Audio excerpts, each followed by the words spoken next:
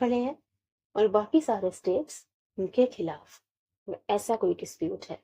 तो third point, to और more states, अगर स्टेट्स का आपस में कुछ विवाद होता है, स्टेट स्टेट का आपस में कुछ डिस्प्यूट होता है, तो वो केसेस भी सीधा सुप्रीम कोर्ट के पास जाते हैं।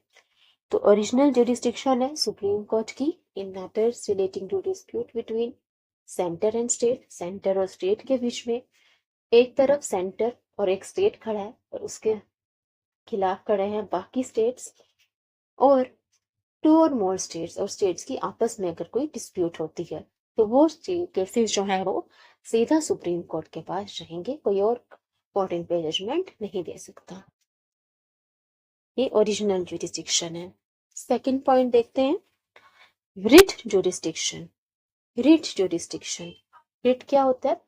रिट होता है कोई ऑर्डर, अध्यादेश। अगर सुप्रीम कोर्ट, सर्वोच्च न्यायालय कोई ऑर्डर दे देता है, अध्यादेश दे देता है, कोई डायरेक्शन दे देता है, उसको हम कहते हैं writ. The supreme court has the right to issue writs in violation of fundamental rights of a citizen, article 32।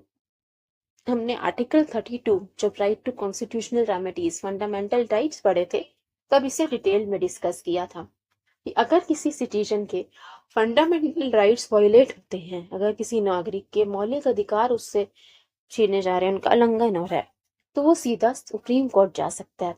और सुप्रीम कोर्ट 5 रिट्स इशू कर सकती है उसके फंडामेंटल राइट को रिस्टोर करने के लिए, कि उसको उसके मौलिक अधिकार वापस मिल जाए।